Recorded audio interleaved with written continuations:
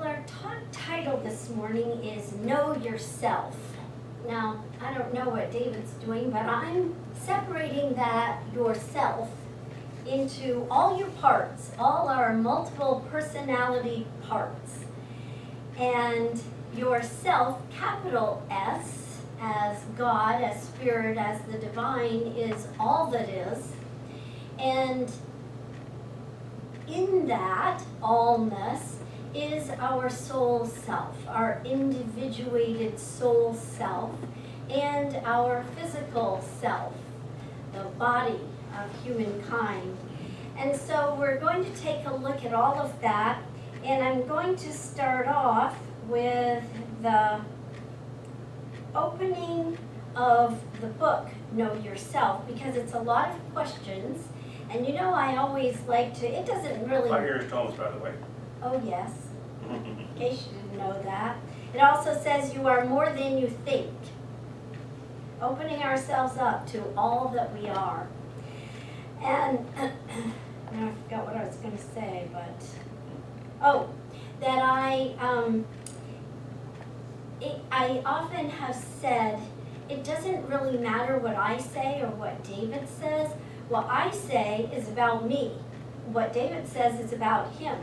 If people say, well, I didn't really like that you said thus and such, okay, that's about you.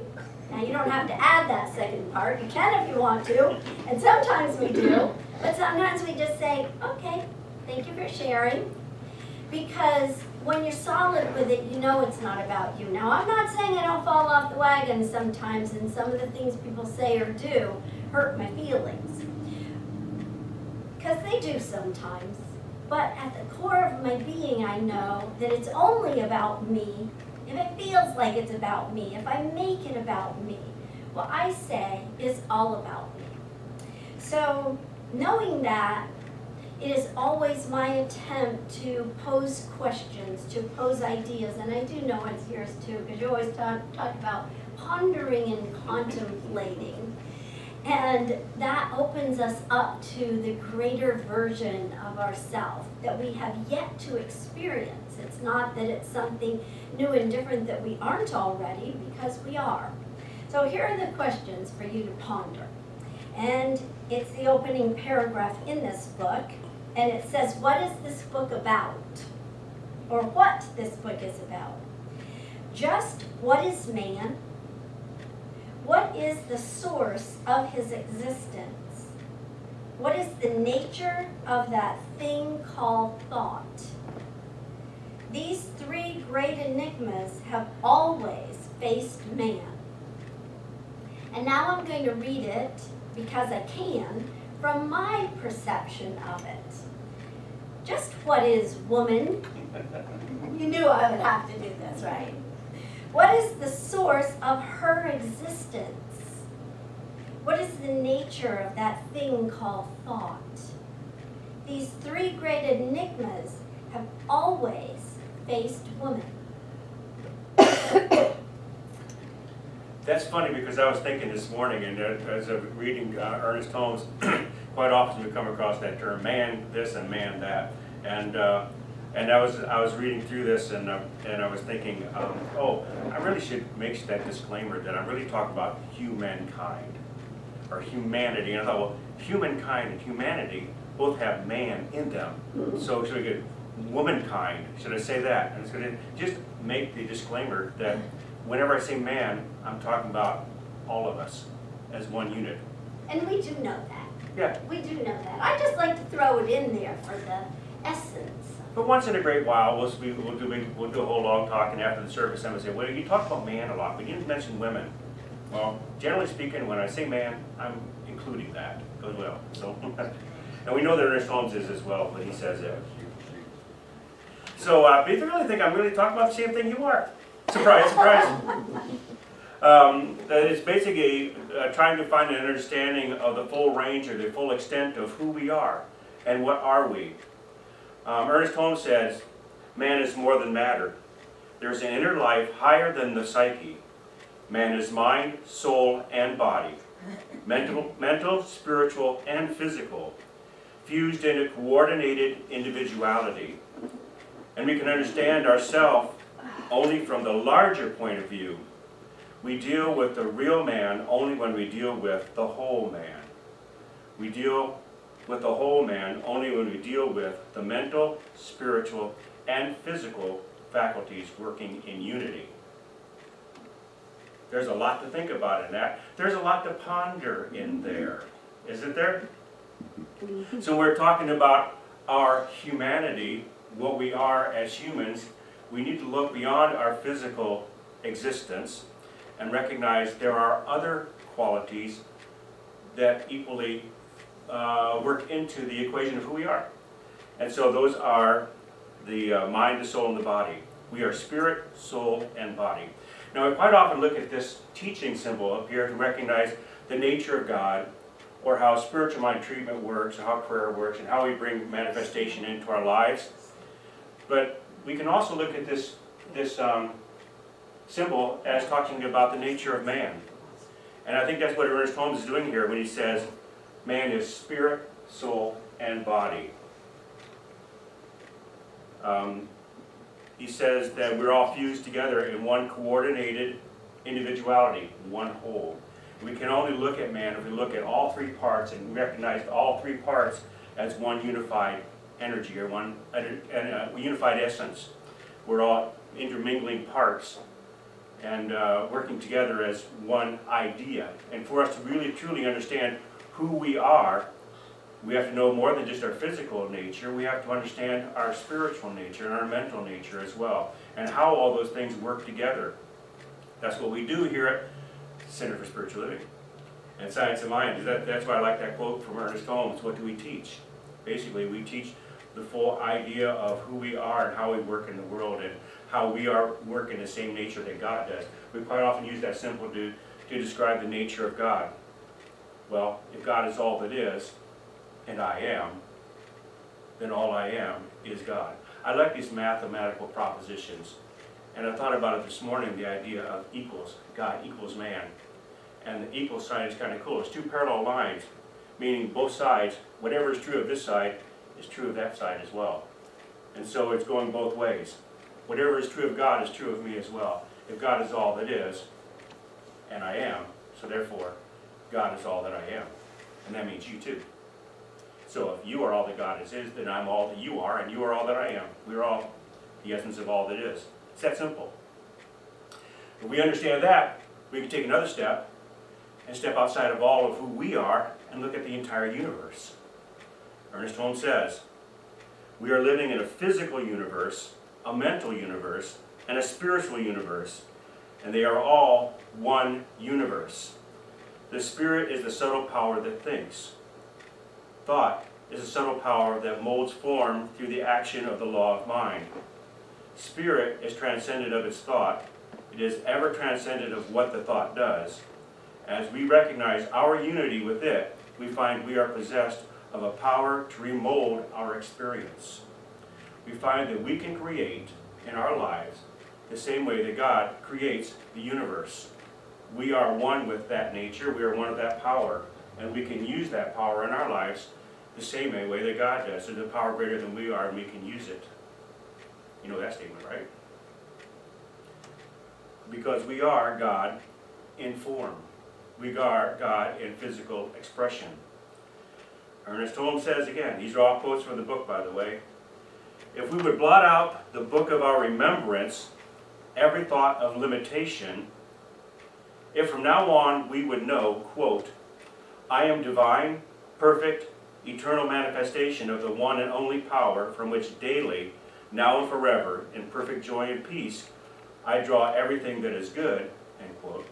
This would be knowing the truth about oneself and our relationship of the Spirit, or to the Spirit.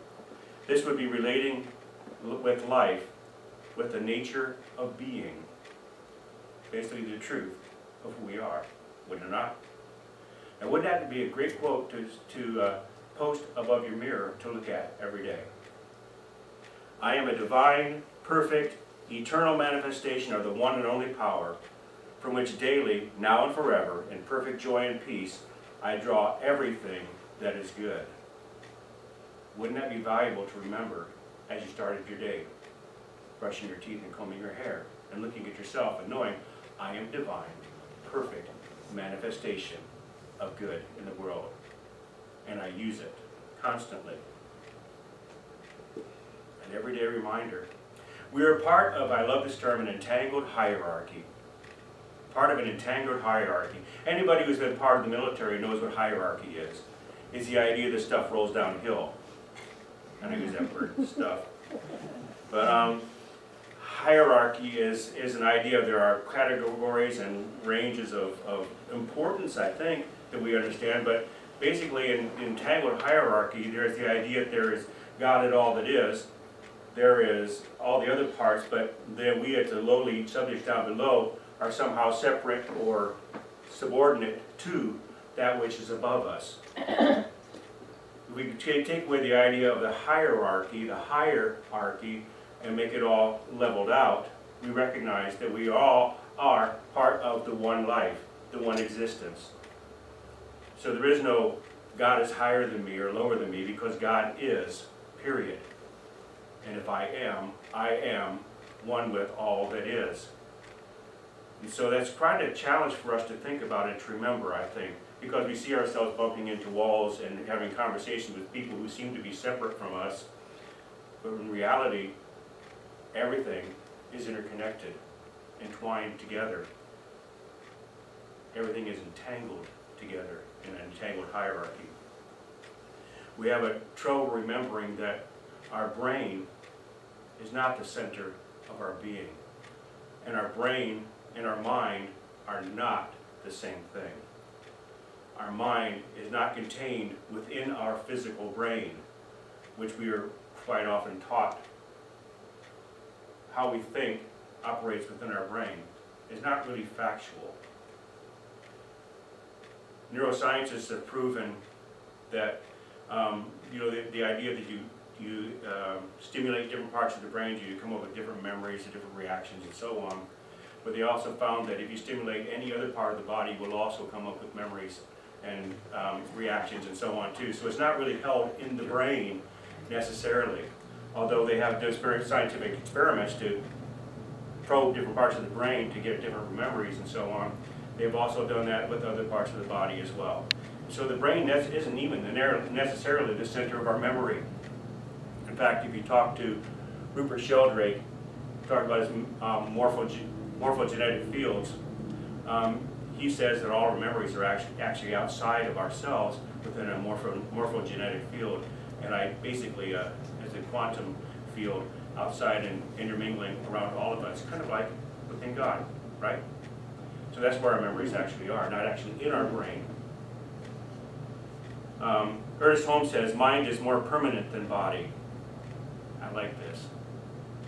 Moving through the impermanent, through the changing, the fluctuating, the moving, there is something that never moves. And this is what we mean by the Spirit. Think about this. We know that our cells are constantly replacing themselves.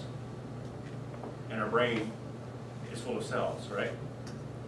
In fact, every 7 years, we completely regenerate our entire body and have an entire new body every 7 years, because all the cells have degenerated and then regenerated again.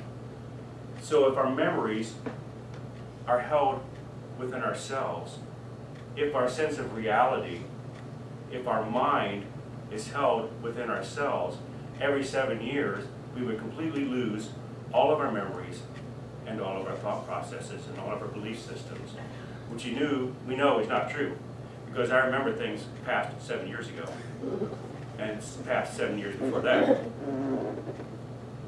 I'll repeat. Ernest Holmes says, mind is more permanent than the body.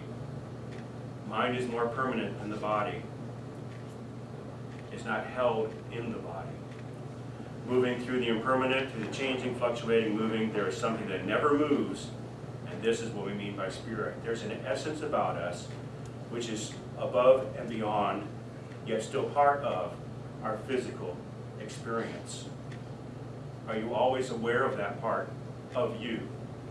That part that transcends your memories, that transcends your belief systems, and allows you to create a new belief system if you wish to. We know that the physical brain creates sparks in the dendrites that whenever you have a new thought or an idea, and the more you continue to have that thought or idea, the more it creates a neural pathway. And those neural pathways actually create our belief systems. They don't change who we are as a physical being. They don't even change who we are in terms of our thinking, but they do change who we are in terms of our perceptions of the world. Because when stimulus input comes into our brain from outside through our senses, our brain automatically goes through the memory circuits and decides what it believes and what it doesn't, and discards everything that it doesn't believe. That's automatic. And so therefore, those dendrites, those neural pathways, actually will determine what we consider to be our reality. It's that simple. We are capable of reaching beyond that which we do currently believe, having new thoughts, new ideas, creating new dendrites, creating new neural pathways, creating a new reality of who we are as humans and who we are in terms of our existence as spiritual beings. It's very simple in a way, kind of challenging. Just a simple matter of changing the way you look at life. Changing your perspective so that the things that come to you, you can accept as reality. We would literally be unable to recognize, to recognize, to rethink about, or just to think about our individuality without a mental capacity. Ernest Holmes says, there could be no physical you and a physical me unless there were a mental you and a mental me.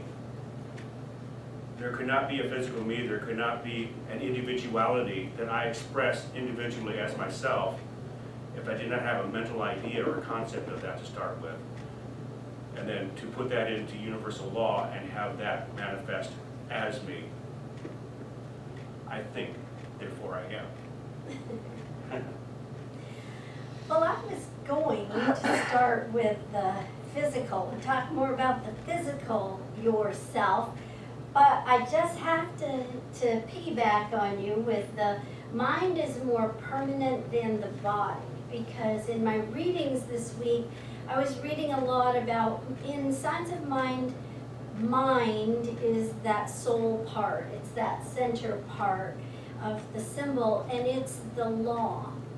And so taking, and my mind operates slowly. David can talk 500 miles an hour and think that fast. I can't. Mine goes slowly. So if you take that idea, mind is more permanent than the body, and you think about that and use the word law, law is more permanent than the body. Law is the soul aspect of ourself. It's our individual expression of the spirit, and it is eternal.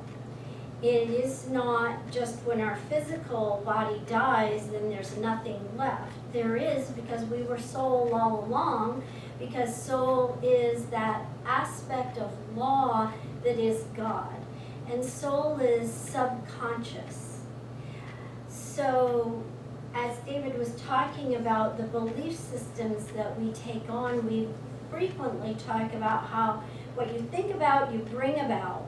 And the importance of really being the parent and the guardian of our thoughts, so that what we're thinking about ourselves and about our world is truly what we want to create for tomorrow, because we are creating it by our thoughts today. And our thoughts that are subconscious, our deeper belief systems that sit in the seat of the soul, because the law must say yes. It has no choice. That part of God has to say yes. And to relate to that, because sometimes it doesn't play out as quickly in our life as we would like. We're like, well, you know, I'll give you a great example. Holidays. Anyone ever had turbulent holidays? The whole family comes together, or they don't. and they were supposed to, and you're thinking, okay, maybe this will be the year, and then it's not. And so in the back of your mind, when holidays are going to occur, we may, I'm not saying that anyone does, but we may take on both. Well, maybe this will be the year, but probably not. Remember last year when Great Aunt Sally did this, and then so-and-so did that, and oh Lord, everybody was fighting, or they were upset at whatever it was. And so it's not until we get to the point where we let go of this part. We let go of the ideas that came before, and we see it the way we want to see it. And some people might say, oh, that's Pollyanna. Well, okay. But for me, it's not. For me, it's God. For me, that is how we create our next holiday.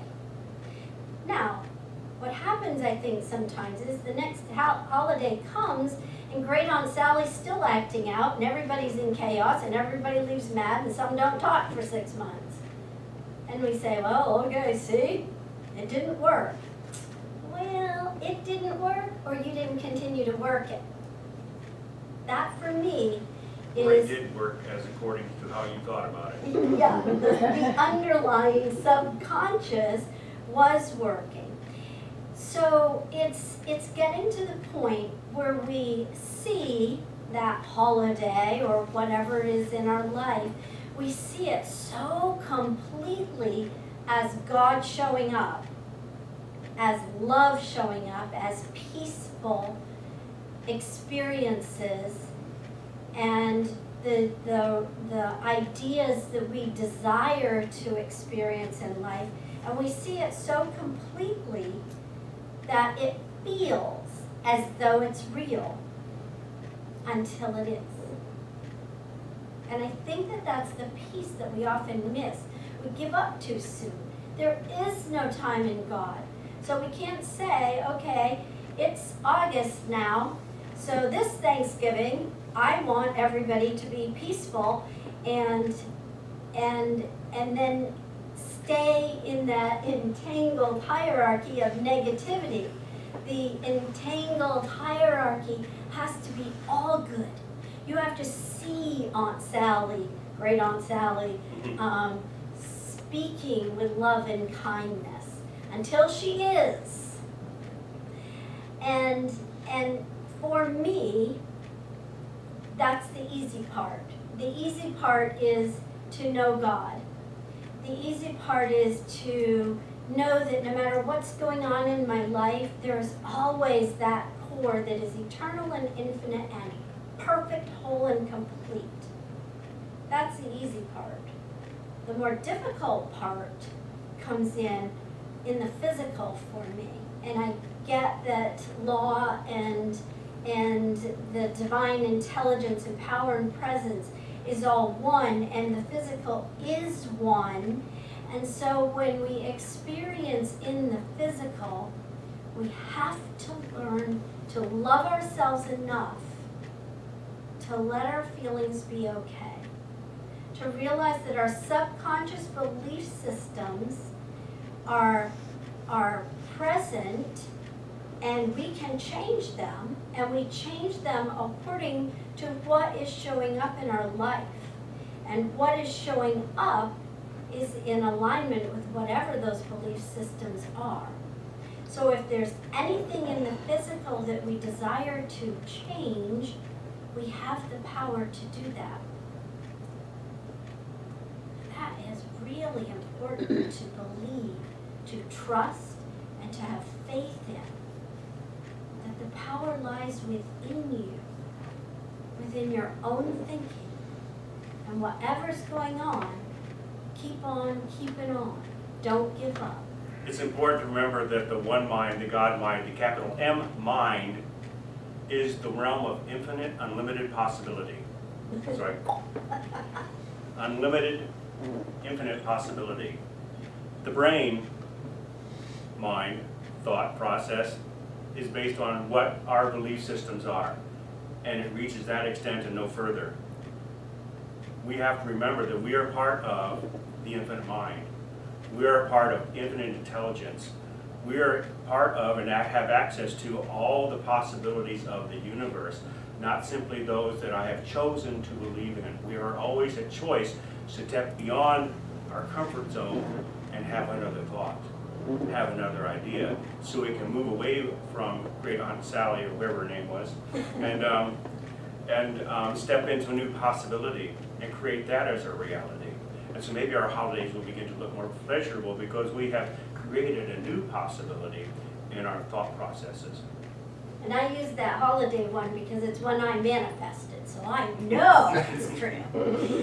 And I want to just address one more thing, and that was the idea of the word parts. There are no parts, and yet we live in a world where we see and feel and experience parts. There are no parts, there's only one. And so it may be a greater idea, whatever you're working on today, whatever's in your life that you're looking to shift belief systems and attract only the good, in your own judgment of the good, it might be easy to think of yourself as the drop in the ocean. You are the drop in the ocean. And so you have the power of the entire ocean. In our physical world, we see ourselves so individually. Some of us don't even reach out and ask for help when we need it. And that's an important part of the whole working together. And as each of us steps into that acceptance, that truth, that radiating experience of the light and the love and the power and the presence, then we create it in a greater way in our universe. And that's where we're headed, a world that works well for everyone. A world that works well for who? Everyone. Absolutely. And so know yourself, all parts of yourself, parts.